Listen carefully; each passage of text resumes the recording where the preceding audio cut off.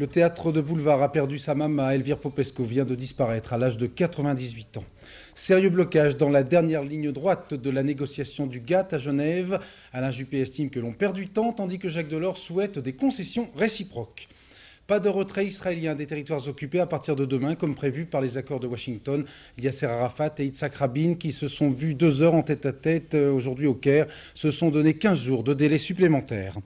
Élections constitutionnelles et législatives en Russie. Aujourd'hui, les Russes, mécontents et perplexes, ne se sont pas rués sur les urnes.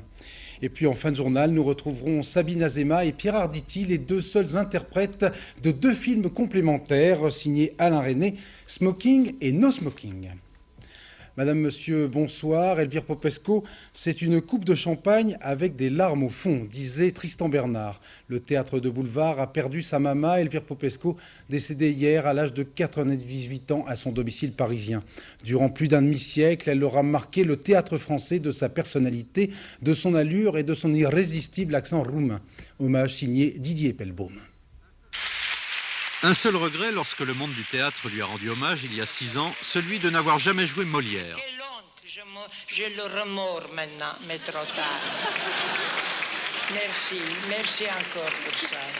Merci pour cet honneur, merci du fond du cœur. Merci. C'est que nombre d'auteurs contemporains ont écrit sur mesure pour Elvire Popesco, comme André Roussin, La Mamma, l'un de ses triomphes. Elle n'est pas malade, non. Oh, mais ton beau-père, ah, ce salopard, il aura de mes nouvelles, c'est maman qui te le dit. En 3/4 de siècle de carrière, elle a aussi inspiré Cocteau, Achard, Druon et surtout Louis Verneuil, celui qui l'a fait venir du Théâtre national roumain en 1923. Elle a aussitôt conquis Paris par son tempérament, son accent, qui faisait glisser la langue française sur un tapis roulant et ironique. C'est drôle que venez me voir juste aujourd'hui, Père Giovanni, car cet après-midi, j'étais vous rendre visite. Oh, je n'y étais pas. Eh ben, j'ai vu. Dieu savait que nous devions nous rencontrer tout de même, Madame Magnano. Il le savait, il aurait dû me le dire, je ne me serais pas dérangé pour rien. Ce sont les pères. Par sa distinction, Elvire Popesco excellait dans les rôles de comtesse ou de duchesse et donnait une allure aristocratique aux mots les plus crus. Ne crie pas comme ça. Inutile de crier, je ne suis pas sourde. Et inutile aussi de me faire de reproches. Oh, je t'assure que je ne sais pas pour ça que je suis venu. Quand une femme a des amants, c'est toujours le mari qui est coupable. Les cinéastes ne l'ont pas oublié, une quarantaine de films de 1922 à 1960, Abel Gans, Duvivier, René Clément, Sacha Guitry, comme ici, dans Ils étaient 9 célibataires. Est-ce que vous devez plaire à certaines personnes pour pouvoir déplaire à d'autres seulement? Elvire Popesco, nous vous faisons commandeur de la Légion. Il y a 4 ans, c'était la dernière apparition publique d'Elvire Popesco, couronnement final d'une reine du théâtre. Actuellement, la plus grande scène du théâtre international, c'est sans conteste le siège du GATT à Genève. Dans un instant, nous reviendrons sur les négociations qui semblent bloquées à quelques jours de l'échéance fatidique. Cette bataille du GATT ne se résume pas du tout à une simple dispute entre Américains et Européens sur l'avenir du cinéma ou encore sur l'extension des jachères en France. Ces négociations concernent le monde entier. Par exemple, des pays comme le Japon ou la Corée qui vont devoir importer du riz, la honte suprême pour eux, d'où menaces de crise gouvernementale et manifestations spectaculaires. Philippe Rochaud.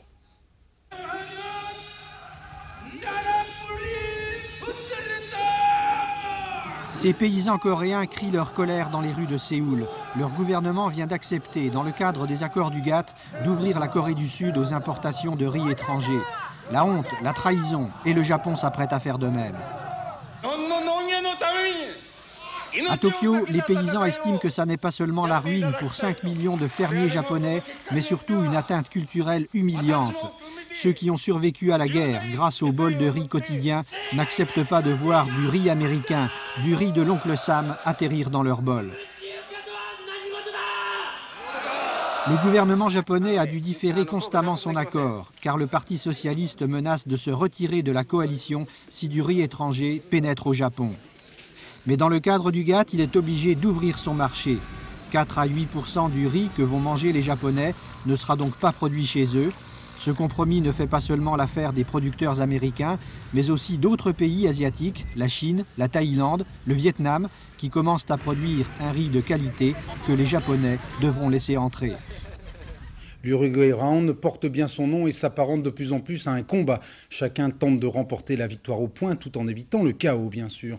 Ce soir, les discussions, je vous le disais en titre, semblent bloquées sur un certain nombre de dossiers et certains négociateurs n'hésitent pas à parler de crise. Reportage de notre envoyé spécial Éric Monnier. Les couloirs de l'immeuble du GATT sont plus clairsemés ce soir. C'est un signe, un mauvais signe. Les journalistes ont été priés d'attendre dehors. Quant aux délégués, ils enchaînent réunion sur réunion et sont moins bavards qu'en début de semaine. C'est la nuit dernière que la température des négociations s'est brusquement rafraîchie. Les 4 grands du commerce mondial, États-Unis, Japon, Communauté européenne et Canada, se sont rencontrés pour aplanir quelques difficultés. Résultat, c'est tout le contraire qui s'est produit. Non seulement l'audiovisuel, l'aéronautique, le transport maritime bloquent, ça on le savait déjà, mais on parle maintenant de 2 nouvelles pommes de discorde. Les services financiers et même le textile, un problème qu'Européens et Américains semblaient avoir réglé depuis longtemps. Décidément, toutes les discussions ici à Genève se résument à un match Europe-États-Unis. Le sommet de Bruxelles a ressoudé les 12 et les Européens ont bien l'intention de ne pas céder trop facilement aux pressions américaines et de tenir jusqu'au bout, c'est-à-dire au moins jusqu'à mardi. À Paris, l'Assemblée nationale sera amenée à se prononcer dans le courant de la semaine prochaine puisqu'Édouard Balladur a confirmé son intention d'engager la responsabilité de son gouvernement sur cette question. D'ores et déjà, les petites phrases fleurissent sur l'issue de ce combat commercial mondial.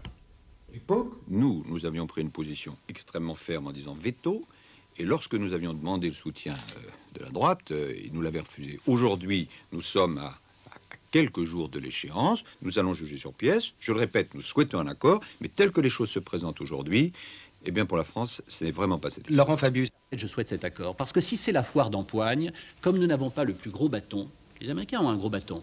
Nous, on est une belle puissance, mais on n'est pas les plus forts.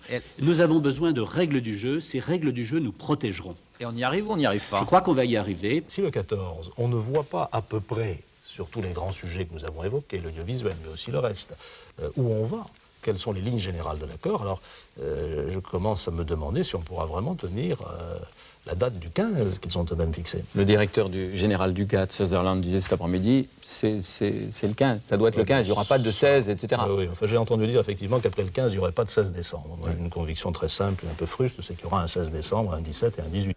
Pour l'instant, on est dans plein psychodrame. Alors, est-ce que demain ou après-demain, ce sera le drame ? Ce qui serait regrettable pour l'Europe, principale puissance commerciale du monde, et pour la France, 4e puissance exportatrice et bien placée. Ou bien est-ce que l'on arrivera à un accord, mais un accord équilibré, c'est-à-dire que les concessions soient réciproques? Toute la question est là. Élections constitutionnelles et législatives aujourd'hui en Russie, avec ce soir une relative incertitude sur le niveau exact de l'abstention, même si aux toutes dernières nouvelles, le seuil de 50% de participation a été atteint. C'est un chiffre important puisque le projet de constitution ne pourra être adopté que si la participation passe cette barre fatidique des 50%. Les 107 millions d'électeurs devaient introduire dans l'urne un minimum de 4 bulletins et certains étaient un peu perdus. Reportage dans la Russie profonde avec nos envoyés spéciaux Dominique Derda, Jean-François Bernigaud. Les élections, on ne prend pas ça à la légère dans ce petit village de cultivateurs à 50 km de Moscou. Et ce n'est pas la neige épaisse qui empêchera vieillards ou handicapés de remplir leurs devoirs civiques. L'unique bus du kolkhoz est là pour cela. Valentin Denisov aussi, responsable des machines agricoles de la ferme collective et comme à chaque élection, président du bureau de vote. Il se rend chez ceux qui ne peuvent se déplacer. On est ici en pays de connaissance, chacun sait pour qui vote le voisin. Valentin le premier qui réalise soudain qu'il a oublié quelque chose. Juste un détail, l'urne. C'est si nouveau, la démocratie, que l'on a parfois bien du mal à s'y faire. Dites-moi, j'ai bien voté pour les bons candidats? Je pense, oui. Parce que je veux voter pour les bons. Alors dans ce cas, tout est pour le mieux. La musique de discothèque, signe des temps, a supplanté les airs soviétiques à l'entrée du bureau de vote. C'est la mode qui veut ça. Mais que c'est compliqué ces élections. Il faut voter pour le Conseil de la Fédération, pour l'Assemblée, le référendum sur la Constitution, choisir parmi 13 listes de candidats du jamais vu. Et si par hasard vous doutiez que le vote est bien secret, Valentin Denisov va vous le prouver. Voilà. Pas d'enveloppe pour les bulletins, qu'importe, d'autant que votre fille de 10 ans peut même les glisser dans l'urne à votre place. Aujourd'hui, c'est bien calme. Avant, il y avait un buffet, on pouvait manger des bonbons. Maintenant, c'est calme. Oui, et pourquoi?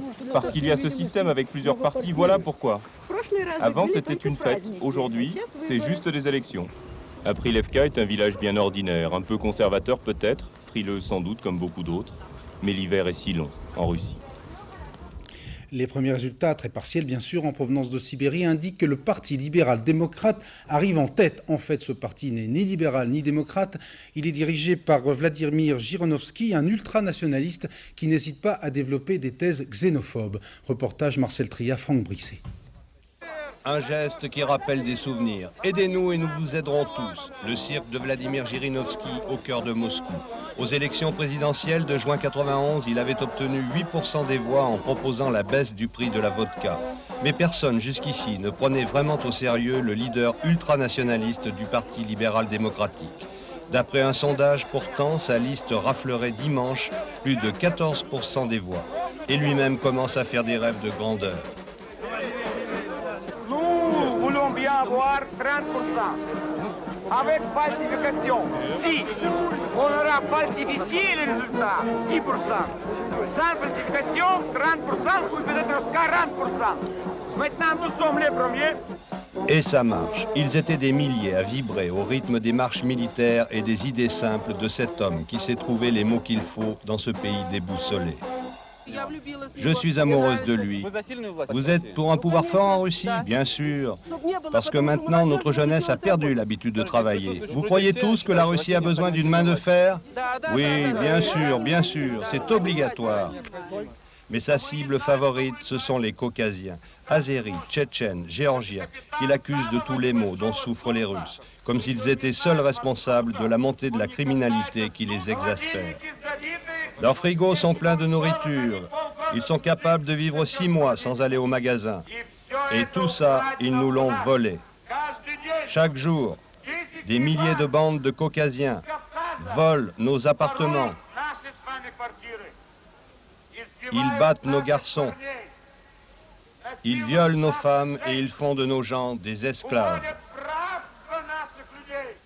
Une chanson douce à entendre pour les laissés pour compte et tous les frustrés de la Russie d'aujourd'hui. Élection présidentielle au Chili avec la victoire sans grande surprise du candidat de la coalition de centre-gauche déjà au pouvoir, Eduardo Frei, qui suit donc les traces de son père qui avait dirigé le Chili entre 64 et 70. Bien élu, avec 58% des voix, le nouveau président est donc plutôt bien placé pour s'imposer à l'armée chilienne. Le processus de paix au Proche-Orient, il n'y aura pas de retrait israélien des territoires occupés dans l'immédiat, comme le prévoyaient les accords de Washington. Yasser Arafat et Yitzhak Rabin, qui se sont entretenus aujourd'hui en tête-à-tête au Caire, ont en effet décidé de s'accorder une dizaine de jours supplémentaires pour conclure un accord sur l'autonomie. Reportage de notre envoyé spécial Charles Anderlin. Les deux parties réaffirment leur engagement à respecter la déclaration de principe signée à Washington le 13 septembre. Les négociations israélo-palestiniennes continuent sur l'économie à Paris et l'administration de la Cisjordanie et de Gaza à El Arish en Égypte.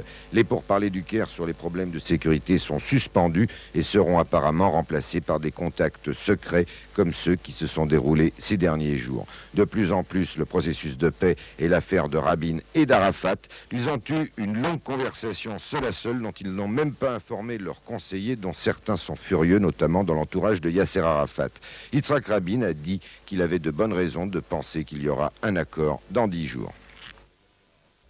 Cette rencontre Rabin-Arafat est bien évidemment suivie très attentivement du côté de Jéricho, avec attention mais calme pour l'instant. Seule une poignée de colons juifs implantés sur place laisse paraître sa perplexité, pour ne pas dire son inquiétude. Reportage de notre envoyé spécial Martine Laroche-Joubert. La petite ville de Jéricho, étrangement calme aujourd'hui. Les premiers pas sur la voie de l'autonomie sont retardés, mais tout de même. Au quartier général de l'OLP, les Palestiniens somnolent. Hicham Palace, la prochaine résidence de Yasser Arafat, ressemble à un palais assoupi. Seul signe de tension, un colon, revolver à la main, il aurait reçu des pierres sur sa voiture. Il habite une implantation toute proche, Nahama. Nahama, à 2 km à peine de Jéricho. Une de ces implantations problématiques, comme on dit ici. Ses habitants l'ont bâtie il y a un peu plus de 10 ans. Ils ignorent aujourd'hui si elle fera partie ou non de la région autonome de Jéricho. Une véritable inquiétude qui pèse sur ces colons. Ils s'estiment insuffisamment informés. Si effectivement nous devons partir, nous aimerions partir tout de suite et pas dans 5 ans ou 6 ans. C'est-à-dire que les gens doivent, la majeure partie des gens ont des exploitations agricoles, ça veut dire des investissements, doivent travailler, investir, etc. Donc, voudraient savoir qu'est-ce qu'ils doivent prévoir pour l'avenir. Et l'incertitude de ce côté-là est assez grande. Autre terrain d'incertitude, Gazala rebelle avec de nouvelles violences. Violences localisées toutefois dans le camp de Khan Younes. Difficile de prévoir si le délai de 10 jours demandé par Yitzhak Rabin et Yasser Arafat déchaînera des impatiences encore plus frustrées. À Épernay, deuxième tour de l'élection législative partielle. Au vu des résultats du premier tour dimanche dernier, les chances du centriste Bernard Stasi de retrouver son siège au Palais Bourbon paraissaient assez minces. Nous retrouvons tout de suite en direct d'Épernay Jean-Baptiste Prédali. Eh bien Bruno, selon les premiers résultats partiels, Bernard Stasi ne retournerait pas à l'Assemblée nationale, il serait donc battu ce soir. Selon une projection préfectorale sur des bureaux tests, l'écart se situerait à 10 points environ en faveur de son adversaire, 55% contre 45%. Alors le maire d'Épernay n'aurait donc pas réussi à mobiliser les abstentionnistes, ni à reporter suffisamment de voix de gauche sur son nom, et son adversaire, Philippe Martin, d'hiver droite, l'emporterait donc, confirmant son avance du premier tour, dû surtout au soutien des zones rurales et viticoles. En fait, depuis dimanche dernier, le premier tour, les chances de Bernard Stasi paraissaient minces, malgré le soutien de Jacques Chirac et celui personnel de Michel Rocard.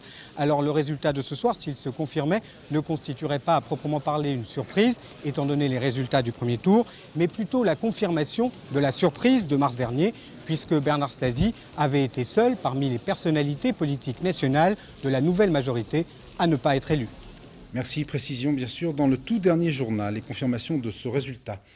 Dans un avenir pas si lointain, nos vaches verront passer un TGV à 2 étages. Vous pourrez découvrir la maquette de ce train révolutionnaire en visitant l'exposition organisée au Musée Beaubourg à Paris, exposition consacrée à Roger Talon, l'un des plus grands designers industriels français. Reportage Antoine Cormery, André Issora. Voici le TGV New Look, ou plutôt sa maquette grandeur nature. Ce train à 2 étages de la nouvelle génération a été entièrement redessiné. Il sera sur les rails dans 2 ans. Et voici son géniteur, Roger Talon, 64 ans, profession designer industriel. C'est un TGV qui va rouler beaucoup plus vite puisqu'il va rouler au-delà de 300 à l'heure. Et c'est ce qui explique son aérodynamisme plus enveloppé, avec moins de saillies et un cockpit revu entièrement, c'est-à-dire que toute la partie conduite de ce train sera adaptée aux normes européennes. Est-ce que vous le trouvez beau, ce train? Moi, je vous répondrai toujours que beau, ça ne veut rien dire pour moi, mais je trouve qu'il a une certaine tronche, oui. Visite guidée dans les coursives de ce méga TGV. Voici le bar, gris et acier. En haut de l'escalier, le premier étage et les secondes dans des tons de bleu et de gris. Rez-de-chaussée, les premières spacieuses et confortables. Tout ici a été choisi par Roger Talon en accord avec la SNCF. De la couleur des moquettes et des peintures jusqu'au moelleux des fauteuils. Je suis en fait sculpteur, coloriste, graphiste, technicien, donc entre autres sculpteur. Oui. Le nouveau TGV à peine achevé, Roger Talon planche déjà sur d'autres projets aux États-Unis et en Finlande, car le design français est un art qui s'exporte plutôt bien. Après la tempête, le soleil était revenu ce matin sur Val d'Isère, sur la piste de la Daille. L'Autrichien Madère a mis la sauce et il a mis fin à la suprématie du Norvégien Atmod. Le champion olympique de Super G, Franck Picard, a fini 9e. Reportage Thierry Clopeau, Alain Poirier. Les larmes de la nouvelle star du ski mondial, Ketil André Aamodt. Le Norvégien, 22 ans, vient d'apprendre à l'arrivée la mort de son entraîneur. Un jour sans pour le double champion du monde de Morioka. Parti avec le dossard numéro 5, il va croire pendant près d'une demi-heure à la victoire finale. Aamodt, élu la veille skieur d'or 93 par tous les journalistes, croit bien tenir là sa première victoire de la saison. Que nenni, car en fait le Norvégien va se faire damer le pion par l'Autrichien Günther Madère. Madère est le coureur polyvalent par excellence. C'est lui qui a remporté la semaine dernière le dernier géant disputé au Canada.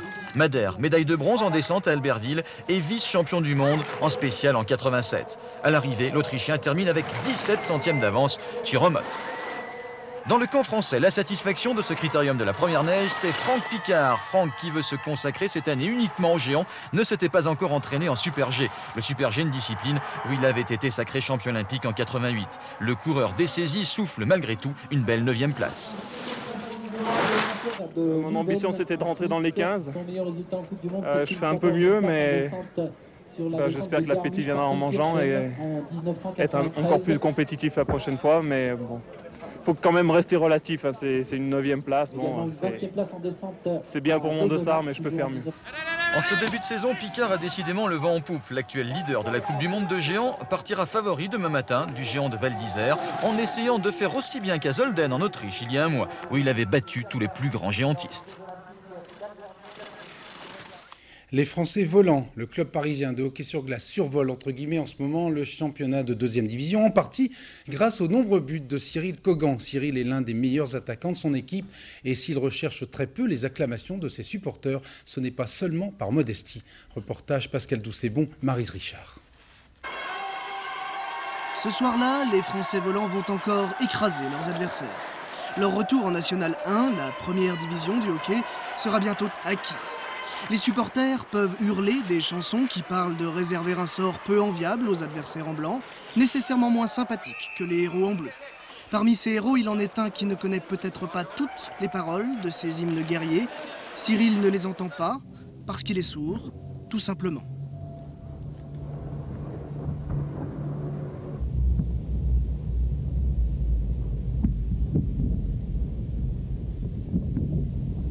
Je trouve ça étonnant qu'il puisse aller dans les coins pour un avant et tout, c'est pas facile quoi. Il peut pas savoir qu'un joueur lui arrive dessus et c'est vraiment étonnant. Ouais. C'est sûr que faut avoir du courage, c'est certain. Quoi. C'est vrai que beaucoup d'entendants ont dit c'est vrai que c'est la première fois qu'on voit ça, c'est incroyable de voir un sourd avec. Et eux-mêmes, petit à petit, sourds comme entendants, se sont dit mais ça se passe très bien et pourquoi ne pas continuer comme ça? Cyril est peintre en bâtiment, mais sur la glace, il oublie sa fatigue de la journée. Les nouveaux exercices, il les lit sur les lèvres de l'entraîneur, ou bien ce sont les autres joueurs qui les lui expliquent. Eux aussi ont dû s'adapter. Et même si pour lui tout ça n'est que très banal, Cyril reconnaît facilement qu'il a quand même quelque chose à prouver. Moi, ce que j'ai envie au niveau professionnel, évidemment, c'est de monter de grade pour montrer qu'un sourd est capable de quelque chose, donner une image donc d'un sourd professionnel. À 32 ans, Cyril a de bonnes chances d'accéder au plus haut niveau avec ses partenaires. Ce seront quelques années de gloire, en silence. Nous évoquions en début de journal la grande bataille du GATT menée par les Européens autour du concept d'exception culturelle. Pendant 12 jours, la ville d'Annecy a célébré le cinéma italien avec ses rencontres qui existent maintenant depuis 11 ans. L'occasion de constater que l'on avait peut-être enterré un peu trop vite le cinéma transalpin. Reportage Pascal Deschamps, François Granier. Bien sûr, il y eut le ciao des spectateurs d'Annecy au maestro Federico Fellini. Pas de larmes pourtant, mais un appel à la vigilance en ces temps de négociations difficiles. Et l'occasion de rappeler que malgré les ponts d'or que lui offrit Hollywood, Fellini a toujours refusé d'aller y travailler. Il n'a jamais accepté. Il était conscient qu'il aurait perdu ses racines et en perdant ses racines, il aurait perdu son identité. Bien sûr, les rencontres d'Annecy n'avaient pas pour vocation d'introniser le successeur de Fellini, mais simplement de montrer qu'il ne faut pas enterrer tout le cinéma italien avec lui. Et les spectateurs ont ainsi pu découvrir de véritables petits bijoux qui font un tabac dans la péninsule, comme Olu Olu du comédien-réalisateur Carlo Verdone, surnommé le Woody Allen romain. Ma perché esistono pure fosforescenti preservativi? Ammazza, se li richiesti. A Milano sono tutti esauriti. Che servono? Come? Ci prende meglio la mira al buio, no? Grande battuta! Sei un grande, ti è venuta una gran battuta e ci hai fatto pure ridere, ma chi sei? Bravo, sei dei nostri. Super bien. Ouais, c'était sympa. Ouais, c'était très bien. Ouais. Chaque festival du cinéma italien, j'ai toujours choisi un petit peu au hasard. J'ai rarement été déçu d'ailleurs. Pourtant, Carlo Verdone, auteur de 12 films, n'a jamais été distribué en France. Et il n'est pas le seul. Sur 100 films italiens produits l'an dernier, 5 seulement ont franchi les Alpes. Les spectateurs français les ont boudés. Il faut que les distributeurs fassent des efforts, il faut que le public montre aussi un petit peu plus de curiosité. Et peut-être dans ces conditions, on pourra assister à une renaissance du cinéma italien en France. 20 000 spectateurs pour 53 films inédits. À ceux qui disent que le cinéma italien en France n'a plus le vent en poupe, Annecy apporte un cinglant démenti. Cinéma toujours, avec nous Sabine Azema et Pierre Arditi, les deux seuls interprètes de la dernière œuvre d'Alain Resnais, qui à 71 ans prend tous les risques en proposant 2 films jumeaux aussi éblouissants qu'inclassables, Smoking et No Smoking. Ces 2 films ont failli s'appeler Ou bien. Ils traitent en effet des choix que nous sommes tous amenés à faire dans notre vie quotidienne et des regrets que nous pouvons en avoir. On voit bien que les 2 films sortent en même temps. Il n'y a pas un numéro 1 et un numéro 2. On va voir celui qu'on veut. Si on veut voir No Smoking d'abord, on y va. Attends, tu vas voir No Smoking d'abord, toi? Mais non, je dis que c'est possible. On a le choix, c'est tout. Oui, non, enfin, écoute, Smoking, No Smoking, moi, instinctivement, je vais d'abord voir Smoking dans l'ordre, quoi. Mais il n'y a pas d'ordre, justement. Non, t'es bouché, hein. Quoi? Et pourquoi tu veux absolument mettre un ordre? Mais pas du tout. Au contraire, je vois au plus simple. Les films s'appellent Smoking, No Smoking. Alors, je vais voir Smoking d'abord, No Smoking ensuite. Ça me paraît logique, tout de même, non? Oh là là. Est-ce que tu veux absolument discuter, alors? Non, moi, je veux pas discuter. Si, non, à chaque fois, c'est... Vas-y, choisis, toi. Ah choisis. non, moi, je choisis pas, c'est toujours moi qui choisis. Mais effectivement, ça n'a aucune importance. Et il faut voir les 2. Voilà, les 2. C'est ça qui est amusant, il faut voir les 2. Allez, on va voir No Smoking d'abord, ça va? No Smoking? N'importe qui ira voir Smoking, nous on va aller voir No Smoking. Allez, allons-y, ça n'a pas d'importance. De toute façon, on va pas aller voir chacun le sien. Non, c'est quand même avec toi que j'ai envie d'aller au cinéma. Hein. Oui, mais moi aussi, hein. Oh là là, ça, moi aussi. Bon, allez. Bon, toi, tu choisis, tu dis ce que tu préfères. On y va sans discuter, allez. Allez. No Smoking, allez. No Smoking? Ouais. Tu dis ça pour me faire plaisir. Te faire plaisir, moi? Jamais de Voilà, pour résumer, parce que c'est irrésumable, le début du film, Célia vous-même est en train de faire son ménage, elle aperçoit un paquet de cigarettes et l'allume, Smoking, on sonne à la porte, elle va ouvrir. Dans le second film, Célia ne cède pas à la tentation, No Smoking, et c'est la bonne qui va ouvrir. Les 2 films sont donc différents, ils se déroulent bien sûr sur la même thématique. Tous les événements sont revécus à des intervalles de 5 secondes, de 5 jours, de 5 semaines ou de 5 ans. Alors ce qui est tout à fait original dans ce film, qui est déjà tout à fait original dans sa conception, c'est qu'il y a en tout et pour tout 2 acteurs, vous-même, vous Sabine, vous tenez 5 rôles, c'est ça, et vous Pierre, 4 rôles. Oui. Alors vous deviez être complètement perdu à un moment dans le tournage, non? Vous saviez plus. Est-ce que vous saviez exactement où vous en étiez? Oui, très bien. Oui, on a mis un petit moment à s'habituer à cette gymnastique. Et puis, non, au contraire, c'était même amusant parce que ça nous empêchait de nous lasser sur un personnage, puisqu'on était obligé de sortir et de revenir nous-mêmes dans quelqu'un d'autre. Donc, au contraire, c'était plutôt un jeu, c'est un bon jeu. Oui. Puis les personnages sont vraiment bien différents physiquement. Enfin, on ne peut pas se tromper quand même.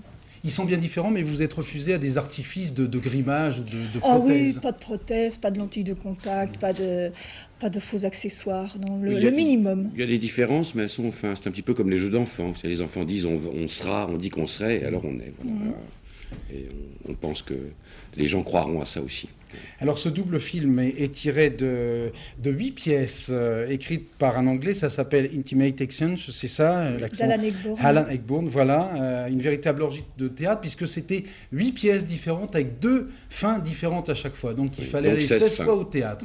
Absolument. Donc c'était formidable comme idée. Oui, c'était formidable, c'était irréalisable au fond, profondément au théâtre. C'est pour ça que c'est ce qui a aussi intéressé Resnais, c'est qu'il s'est dit, bien pour une fois, c'est le cinéma qui va faire que ce théâtre-là existe. Donc c'est tout à fait original. Et ça a été adapté par ceux qui ont déjà fait Cuisine et Dépendance, qui fonctionnaient un petit peu sur le même système. Voilà, Jean-Pierre Bacri et Agnès Jaoui.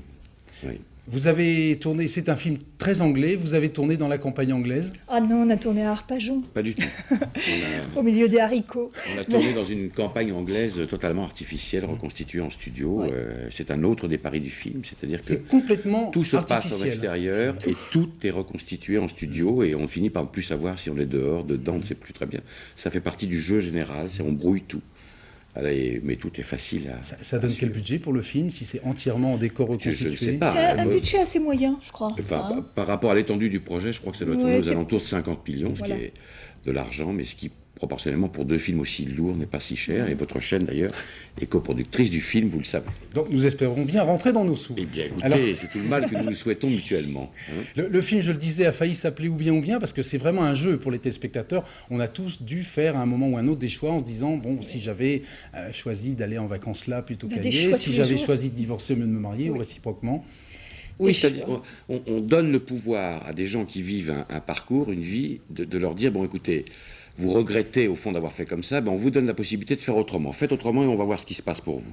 Donc jamais on peut faire ça, nous. On se dit toujours, ah, si j'avais fait ça, ou si j'avais dit ça, je suis certain que ça aurait marché autrement. Et puis, ben voilà, là on dit très bien, alors on vous montre comment ça marche si vous aviez fait autrement. Je ne vous dis pas comment ça marche, bien sûr. On peut vraiment voir les films dans n'importe quel ordre, ou il y a même une petite préférence? Ah, c'est conseillé de voir ça dans n'importe quel ordre. Ah oui, il faut tirer au sort. C'est conseillé d'avoir une pièce et de tirer à pile ou face, purement et simplement. Oui. Alors, 5 mois de tournage en gros, et 3 mois de répétition. Au bout de 8 mois, vous vous supportiez encore?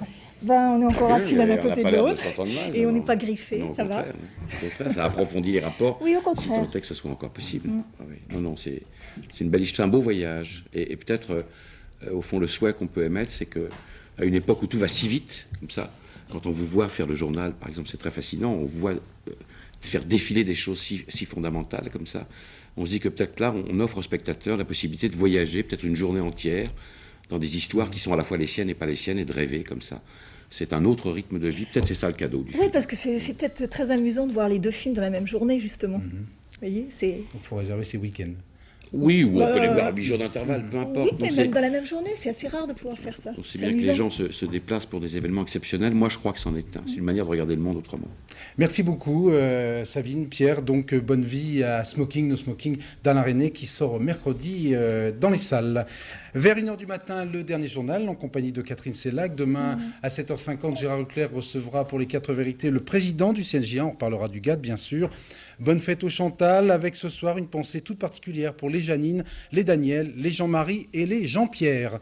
Demain à 20h, vous retrouverez Paul Amar, qui aura l'honneur et l'avantage de recevoir notre nouveau PDG, désigné dans la journée de lundi en principe par le CSA. Dans quelques instants, la météo, signée ce soir Nathalie Riouet, avec un avis de grand vent sur l'Alsace-Lorraine. Très très bonne soirée, à bientôt, merci.